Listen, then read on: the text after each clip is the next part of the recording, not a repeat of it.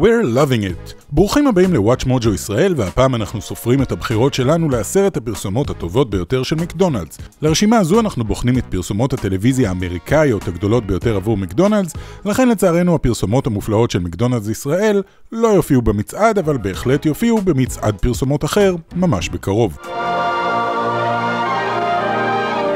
במקום העשירי, המיניונים במקדונלדס. המיניונים בהחלט הפכו לכמה מהדמויות המשווקות ביותר במאה ה-21, אז זה לא אמור להפתיע אף אחד שמקדונלדס לקחה חלק בשיגעון המיניון בהשתתפות היצורים הצהובים השובבים האלו בכמה פרסומות משעשעות מאוד.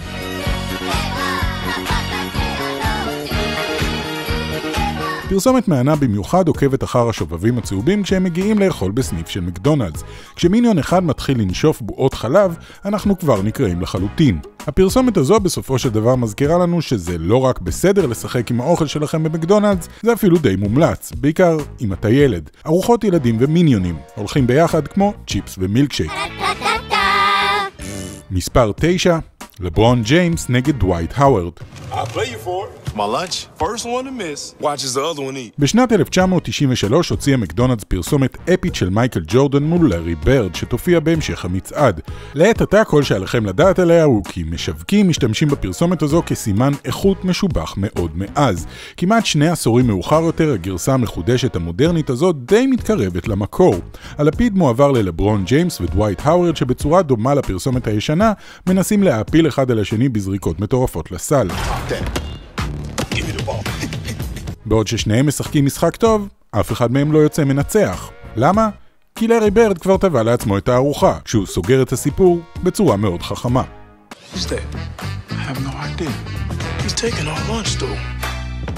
במקום השמיני, McDLT החדש.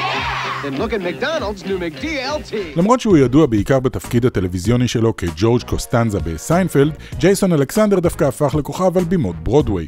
בפרסומת הזו של ה-McDLT מ-1985 הראה אלכסנדר את כישרון השירה והריקוד שקיבל, שלא לדבר על ראש עם מלא שיער יחסית. אלכסנדר נראה סופר מתרגש לגבי המוצר הזה של מקדונלדס ששומר על הצד החם חם ועל הצד הקריר קריר. מעולם לא ראינו מישהו מתלהב כל כך מקריך. טוב, אולי חוץ מג'ורג' קוסטנזה. המוצר הזה כבר לא נמכר, אבל הפרסומת הזו ממשיכה לשמח אנשים גם עשרות שנים אחר כך. במקום השביעי, אחות קטנה. Little sister, you were 2, I was 10. הפרסומות של שנות ה-80 היו ידועות לשמצה בהיותן נדושות למדי, ולמרות שהפרסומת הזו של מקדונלדס בהחלט לא יוצאת דופן, היא גם מתוקה ואי אפשר להתווכח על זה. הפרסומת מתארת את היחסים בין אחות קטנה לאחיה הבכור. אנחנו עוקבים אחריהם מהימים בהם היא הייתה פעוטה דרך שנות ה-10 המאוחרות שלה, כשמקדונלדס תמיד מצליחה לחבר בין השניים.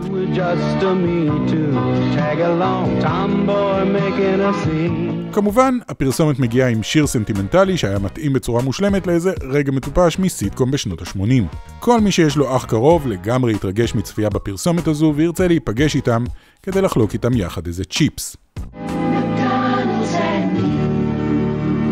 במקום השישי, דייג.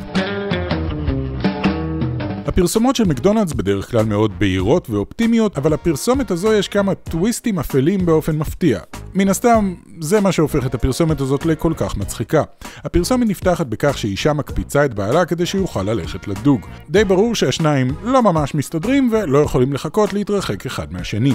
כשלצידו שקית מקדונלדס, הבעל מוצא את עצמו פתאום פנים אל פנים מול מפלצת ים. במקום לאכול את האדם עצמו, המפלצת מעדיפה לאכול מזון מהיר. הבעל מחליט להזמין את אשתו בפעם הבאה שהוא יוצא לדוג, אבל גורם לה להחזיק את השקית. כמו שאמרנו, אפל, אבל מצחיק. במקום החמישי, אוניברסיטת המבורגר. ההמברגלר, שהוא דמות לא פחות מוכרת בארצות הברית מרונלד מקדונלד בעצמו, תמיד מתכנן תוכניות לגנוב המבורגרים של מקדונלדס. בפרסומת הזו הוא מנסה לתכנן שוד באוניברסיטת המבורגר. פרופסור רונלד מקדונלדס לא שם לב בכלל שההמברגלר חוטף לו את הקציצות. למרבה המזל הוא תופס את הגנב זמן קצר אחר כך ושולח אותו למעצר. הפרסומת חמודה, יצירתית ומצחיקה, אבל היא מעלה כמה שאלות. בתור התחלה, למה יש אוניברסיטה להמבורגרים? וכמו כן, האם כל ההמבורגרים של מקדונלדס הם יצורים אינטליגנטיים? ואם כן, יכול להיות שזאת הייתה השראה לסרט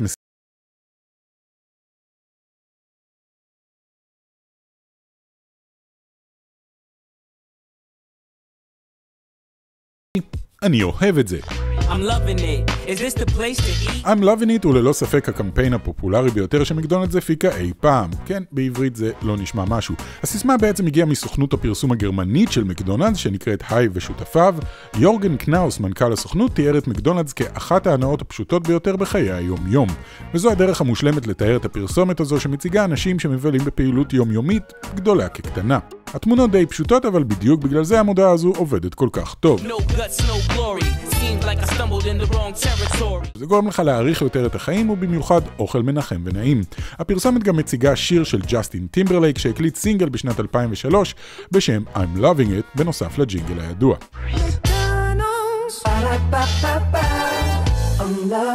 במקום השלישי, Two All Beef Patties. היום הביג מק הוא מנת הדגל בכל תפריט של מקדונלדס. ההמבורגר הוצג לראשונה בשנת 1967, ובסופו של דבר העניק השראה לסלוגן שתי קציצות הבקר, שמפרט את כל המרכיבים החיוניים שמרכיבים ביג מק. הג'ינגל הקליט הזה הופיע בפרסומות רבות לאורך השנים, אך הגרסה הטובה ביותר שודרה באמצע שנות ה-80. הפרסומת נפתחת עם מקהלת נשים ששרה את המנגינה המדבקת. מקהלה גברית מצטרפת ומעניקה לפרסומת שכבה נוספת של אווירה.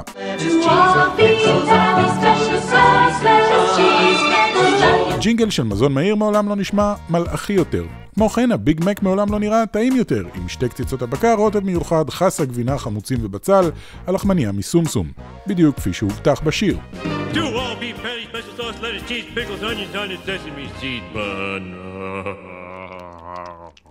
Homer, you're drooling on the mic again. במקום השני, מגיעה לך הפסקה היום.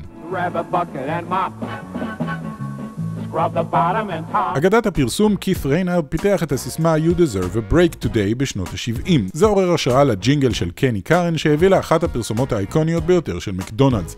הפרסומת מתמקדת בכמה עובדים בזמן שהם נותנים קרצוף טוב לסניף מקומי של מקדונלדס.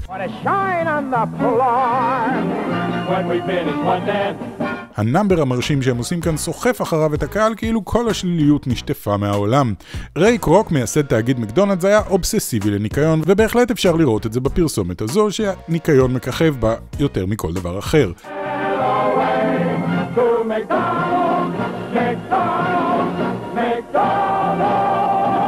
לפני שנגיע למקום הראשון, אל תשכחו להירשם לערוץ שלנו וללחוץ על הפעמון כדי לקבל הודעה בכל פעם שעולה סרטון חדש. ובמקום הראשון, העימות. What's in the bag? Lunch. Big Mac, fries. בעוד שהעימות בין לברון לדווייט היה מענה, שום דבר לא יכול ממש להחליף את הקלאסיקה המודרנית. הפרסומת הזו כוללת משחק של חיובים בין מייקל ג'ורדן ללארי ברד. רק אחד מהם יוכל בסוף לקחת את הביג מק ואף אחד מהם לא מתכוון לוותר. מייקל ולארי ממשיכים להעלות את האימור בכל זריקה.